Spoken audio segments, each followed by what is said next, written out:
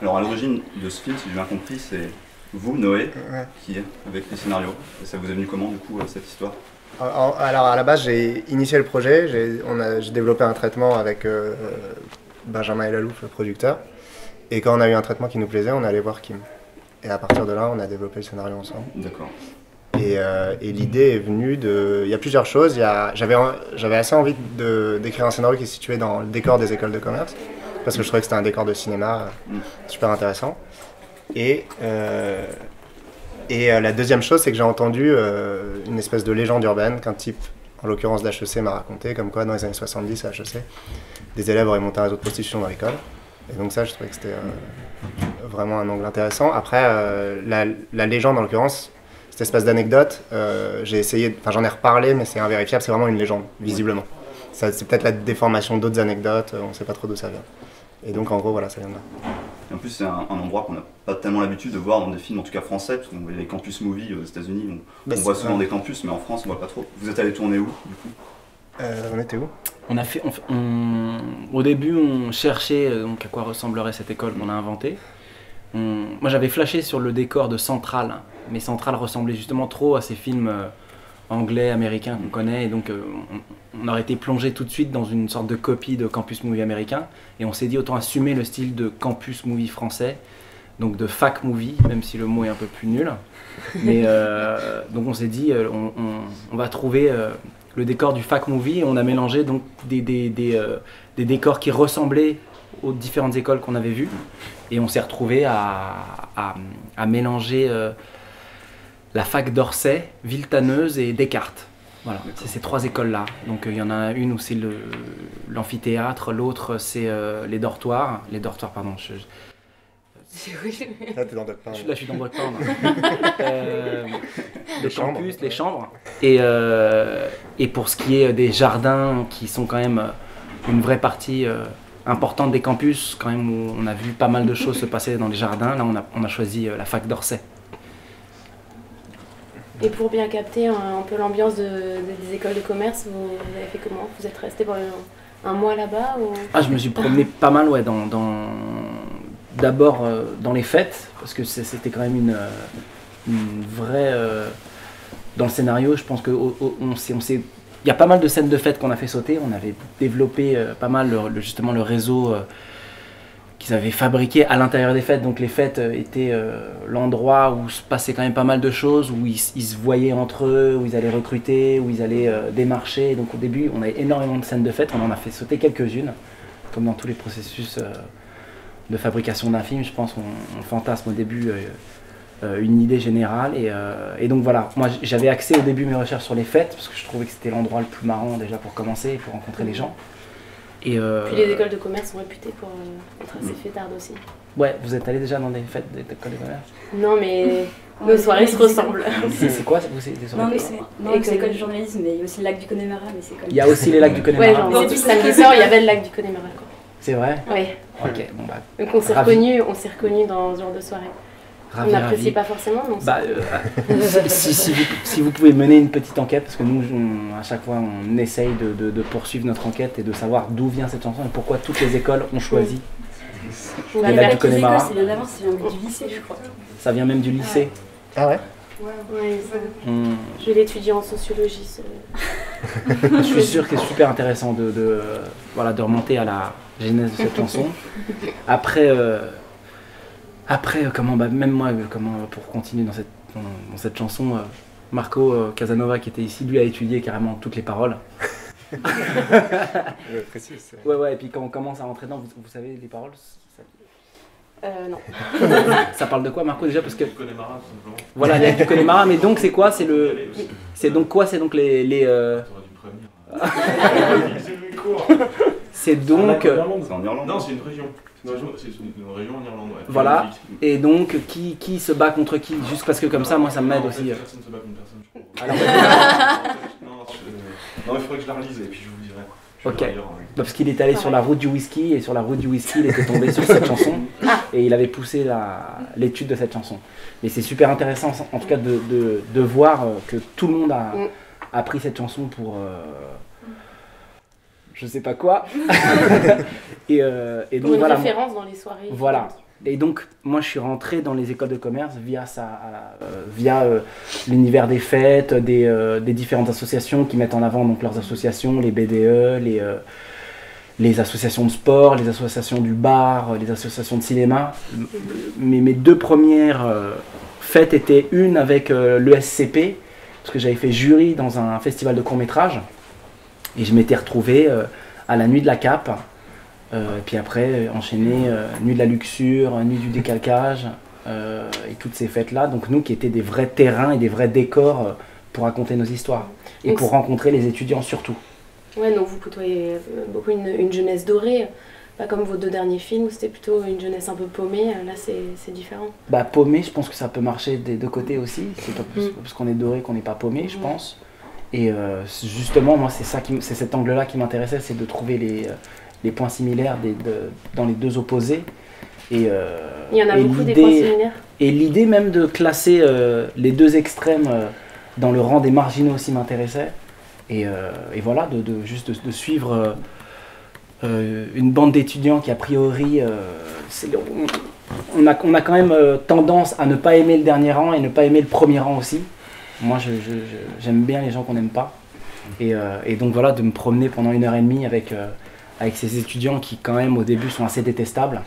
Et si tout va bien, de changer de point de vue à la fin du film, c'était quand même une des idées du film aussi. Donc il y a un peu une suite logique entre les 3 films là. Ça se conçoit comme une trilogie comme ça ou, ouais, ça j'aime bien. Ça fait une quadrologie, il y aura une suite. Encore d'autres. En tout cas, continuer à faire des films qui traitent de l'adolescence, très certainement, parce que c'est quand même assez agréable d'avoir des personnages aussi faciles.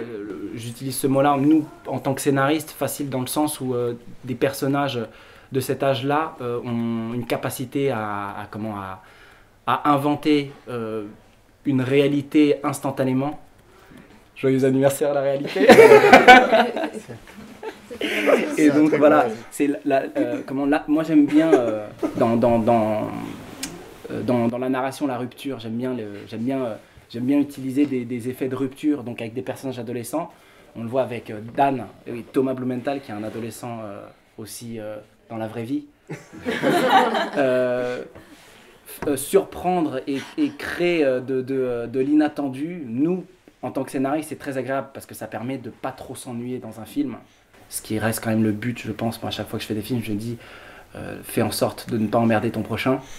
Et avec des personnages adolescents qui sont normalement toujours en quête de limites et pour les franchir, pour les observer, tout ça, enfin, c'est plutôt agréable en tant que scénariste. Donc, je pense, oui, que je reprendrai comme sujet l'adolescence. C'est vrai que dans ce film, outre des adolescents, c'est aussi et surtout des adolescents d'une... Presque adultes. Ouais, déjà, c'est presque plutôt adultes, voilà. Bien sûr. Ouais, mais dans un milieu particulier, des écoles de commerce parmi les plus prestigieuses, vous faites vraiment super bien. Bravo, il y en a parmi vous qui ont fait une école de commerce parce que... Ouais, j'ai fait des études commerciales. D'accord, et ça t'a aidé? Ouais, bien sûr. Ça m'a aidé à préparer le rôle de Jafar. Mais du coup, vous êtes allé voir dans des écoles de commerce comment ça se passe? Vous êtes initié justement parmi les élèves comment ça s'est passé pour préparer ces rôles? C'était même pas immiscé, c'est qu'on a été invités en fait. Voilà, certains étaient au courant que le film était en préparation et puis on a eu la chance de faire quelques petites soirées, notamment les trois pas, c'est ça. Tu peux expliquer ce que c'est? C'est les 3 écoles de commerce parisiennes en fait, donc tu as les SEC, SCP et HEC, donc c'est une soirée où ils se retrouvent tous les 3 en fait. Tous les 3. Ouais, non, bah ouais, non, en fait, moi j'ai été voir Julien Josas à HEC aussi pour la remise des diplômes de fin d'année, et je suis arrivé genre pile, je suis arrivé à la fin en fait, c'est la remise des diplômes et genre il y avait tous les parents, il y avait genre, et je suis arrivé au moment des lacs du Connemara, c'était ouf. Le moment où j'arrive, genre tout le monde chante le lac des Connemara à fond, c'était complètement dingue. Et donc ils enlevaient leur chapeau, ils chantaient tous à fond et je suis arrivé genre 1 minute avant ça, quoi. Moi, ce que j'ai trouvé intéressant dans le film, c'est qu'il y a un côté où les personnages sont très cyniques. C'est vraiment des arrivistes, ils mettent en place donc leur réseau de prostitution. Puis d'un autre côté, ils sont un peu on a l'impression qu'ils cherchent vraiment l'amour et l'affection. Et ça, j'ai l'impression que c'est un peu ce qu'on entend vachement dans les médias, genre c'est la génération Y, ils sont biberonnés au porno, mais en même temps, de l'autre côté, ils cherchent l'amour. C'était une image que vous vouliez donner Je pense que au-delà d'une image qu'on a dans les médias, c'est un peu vrai aussi. Donc pour ce qui est de biberonner, voilà la génération YouPorn, biberonner au porno, ça je pense que c'est une réalité quand même. Après, chercher l'amour, je pense que c'est quand même tout le monde est dans ce cas-là. Et puis cynisme, je remplacerais cynisme par beaucoup plus ancré dans le réel que les générations précédentes. Cynisme, après bon, ça c'est pas de peau si voilà, on a une vision trop noire de la réalité, mais je pense, en tout cas moi, ayant vécu une génération un peu plus tôt, la nouvelle génération est beaucoup moins confiante pour ce qui est du futur, et même si ils ont fait des études poussées après, c'est pas pour autant qu'ils auront un métier, c'est pas pour autant qu'ils seront heureux, c'est pas pour autant qu'ils pourront payer leur appartement. Il y a un truc, moi ce que je ressens de la nouvelle génération, vraiment de crainte.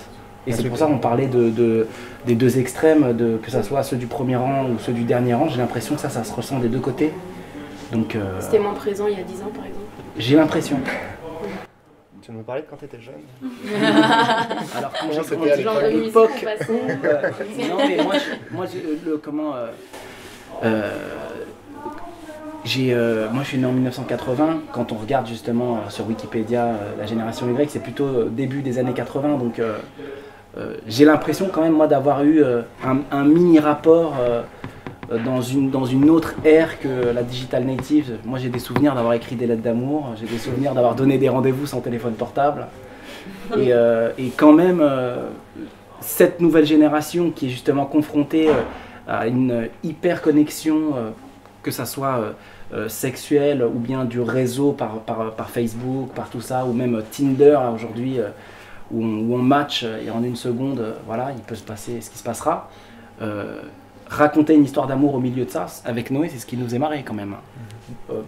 J'ai l'impression, au-delà de raconter le milieu de l'école de commerce.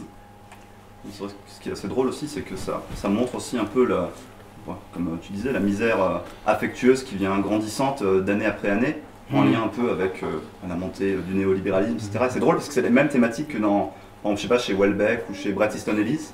Mais traité de manière complètement différente. Alors je me demande du coup c'est quoi vos... Welbeck pour le coup, en ce qui me concerne, ça a été un vrai moment de bascule sur la manière dont j'appréhendais le film. C'est que j'ai lu l'extension du domaine de la lutte, où c'est ça en fait. Moi ça m'a en fait il y avait ce pitch, donc les mecs montent un réseau de prostitution, mais j'étais pas sûr de savoir de quoi ça parlait. En fait, j'avais l'impression qu'il y avait un truc, et j'ai lu Welbeck. Et donc il y a cette idée, en fait, la libération sexuelle et la libéralisation économique sont fondamentalement les mêmes phénomènes avec les mêmes conséquences. Et ça, tout d'un coup, c'est la grille de lecture du monde que j'ai trouvé brillante et très éclairante. Et donc fondamentalement, les personnages du film l'appliquent. Et de la théorie passe à la pratique. C'est vraiment de ça dont... Et en profite et en sont victimes aussi. Ouais, c'est ça. Et ça devient par rapport aux différentes trajectoires. Avec la nuance, c'est qu'après avoir lu un livre de Welbeck, en général, on est un peu déprimé. Et après avoir vu votre film, en général, on est plutôt de bonne humeur. Donc il y avait un traitement un peu différent. Ouais, il y avait ce truc de ne pas faire un film désespéré. Et ça, je pense que ça participe aussi de la modernité du truc. C'est-à-dire que, contrairement aux films des années 90-2000, qui étaient pour le coup très désespérés, tout ce qui est les lois de l'attraction, justement, Bret Easton Ellis, c'est très désespéré. Ouais. Ça finit mal, il y a une espèce de complaisance tragique aussi, je trouve, moi personnellement. Et là, de finir le film dans la lumière, un peu, d'avoir dans aussi une forme de quête d'innocence, dans une espèce d'espoir, ça semblait moderne et juste. Et puis obligatoire. Et obligatoire. Et justement, d'où est-ce que vous est venu l'envie de faire un fac campus? Non, un fac movie. Fac movie français. Un fac movie, d'où moi j'aime bien partir d'une base et d'un style de film très reconnaissable où le spectateur peut tout de suite rentrer dans l'univers sans trop faire d'efforts. Dans Shaitan, c'était le film d'horreur, et petit à petit, bon, ça devient un peu plus étrange, où je me sers vraiment de clés et de personnages classiques du film d'horreur pour après, moi, j'aime bien le transgenre, même si c'est casse-gueule. Le suivant, c'était le film de prison, et celui-ci, un fac movie. Donc moi, c'est plutôt... l'idée est plutôt d'obliger le spectateur à rentrer dans un univers le plus rapidement possible pour après l'emmener autre part. Mais c'est tellement dur voilà, de se laisser aller dans un film. On voit tellement d'images que partir avec des personnages nuancés, partir avec un style de film étrange, je pense que ça demande plus d'efforts. Donc, en tout cas, ça, c'est plutôt une technique de mise en scène pour que le spectateur se sente à l'aise et se laisse embarquer. D'accord. Et est-ce que du coup, c'est un lien avec... Parce que nous, on l'a vu tous les deux, on l'a trouvé moins violent que vos autres films. Enfin, vous explorez, on va dire, une violence un peu différente, mais c'est quand même un peu plus grand public. Ouais. Alors, est-ce une qualité ou un défaut? Non, c'était pas un jugement de valeur. C'est un plus grand public que par rapport à vos deux films. Pas spécialement de volonté de m'adresser à un plus grand public, mais juste d'être en phase avec le sujet. Et je pense que si on rentrait dans la violence avec ce type de sujet déjà très très noir, ça aurait été peut-être un peu grossier et appuyé, démonstratif. Donc l'idée de nous le traiter plus comme une petite histoire innocente, naïve, et puis même avec une sorte de fond de conte de fées, c'était plus approprié au sujet en fait. Mais après ça restait quand même violent, enfin c'est plus une violence sociale là, plus... Après ça reste violent, moi la violence, j'aime la violence au cinéma. Et dans la vie aussi, mais là un peu moins. mais voilà, la violence elle est partout, tout le temps. Donc c'est juste être honnête que de la mettre là. Donc en effet, peut-être dans les deux films précédents, elle était plus crue et plus visible. Là, elle est toujours là, par souci de réalisme en fait. Juste. Est-ce que c'était une volonté de votre part de se focaliser vraiment sur tout ce qui est réseau de prostitution et pas de déborder par exemple sur la drogue ou sur ce genre de trucs qu'on trouve aux soirées justement des écoles de commerce? En fait, le truc, c'est vraiment que le réseau de prostitution, c'est un outil dramatique pour parler des problématiques amoureuses, en fait. Le réseau de prostitution, c'est une forme extrême de leur discours amoureux. Et donc, ça nous sert à ça, mais c'est pas le sujet du film. Et en l'occurrence, tout ce qui est... sur ce qui est de la drogue ou... Enfin, remarque, il y en a dans le film. Oui, bah après l'alcool on voit assez, mais la drogue c'est quand même assez minimisé. Parce que normalement il y en a plus dans la vraie vie. Ouais. Vous êtes dans une école de commerce? Non, mais j'ai beaucoup d'amis qui sont en école de commerce et ils se droguent droguent bien. Soirées, et vraiment oui, on va au chiottes, on est en train de sniffer. Parlons-en. Non mais je vais pas dénoncer l'école de commerce. Leur nom, leur classe.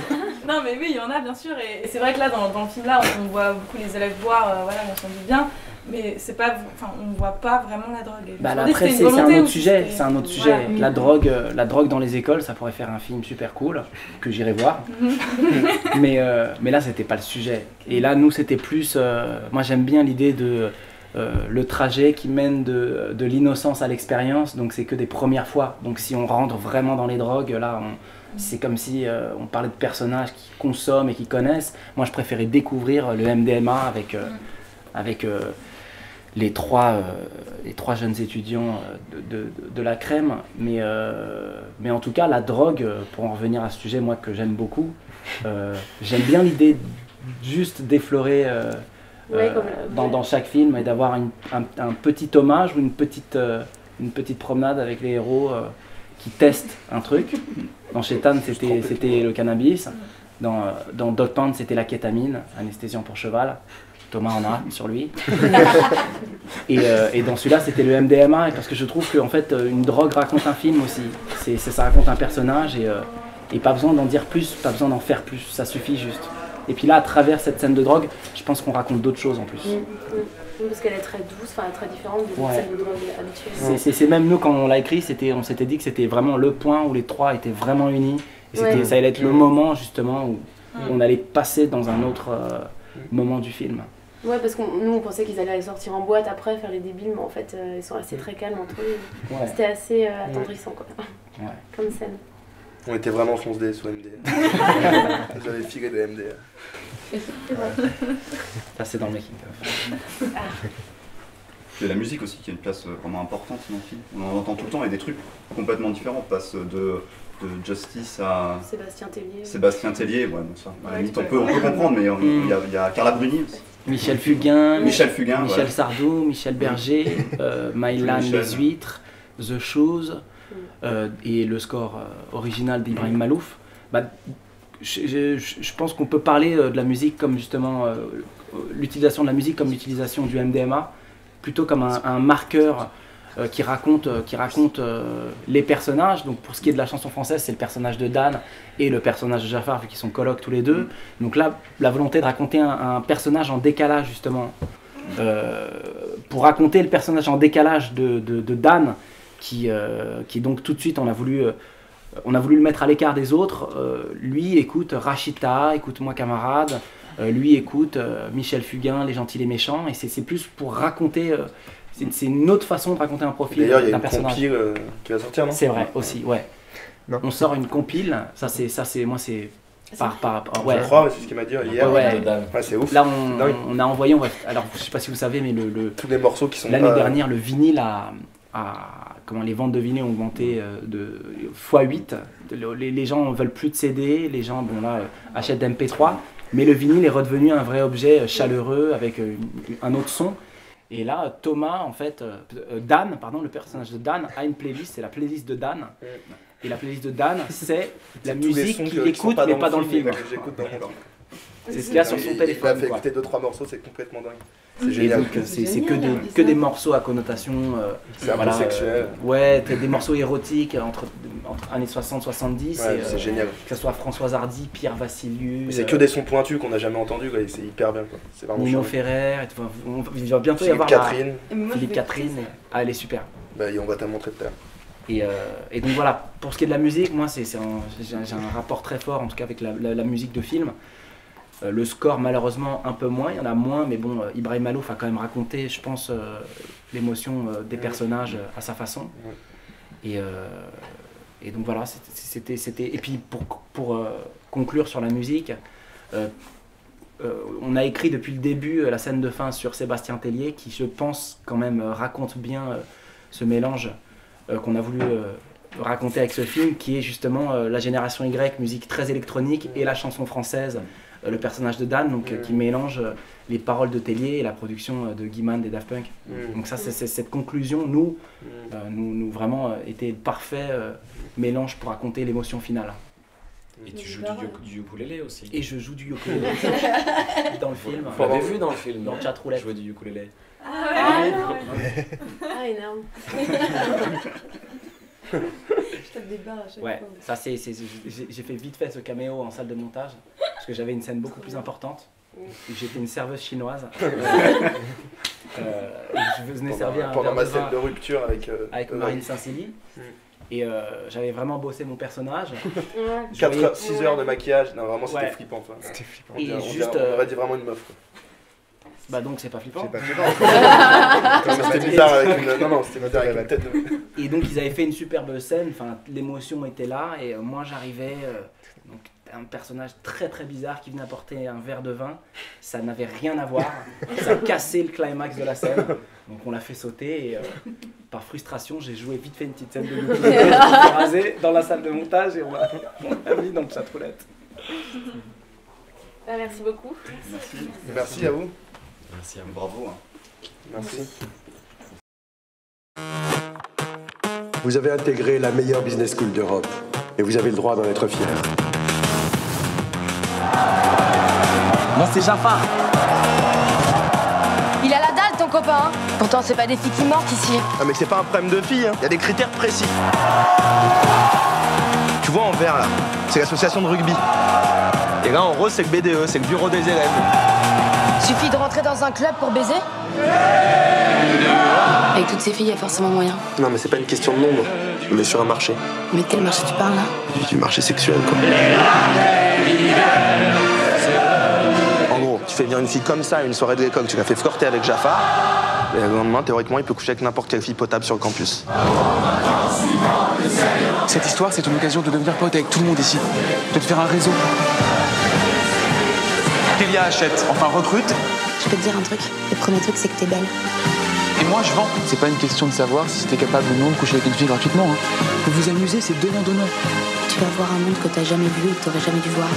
La crème de la crème. Quoi comme genre de fille? Bah je sais pas moi, t'aimes quoi? Tout. Bah on a tout.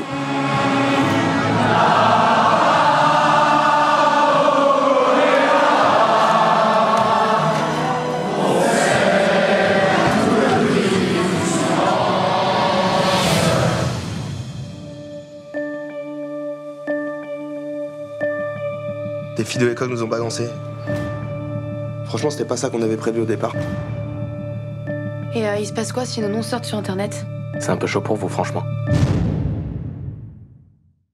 Si j'avais su qu'elles étaient payées, je leur aurais fait des trucs bien plus crades.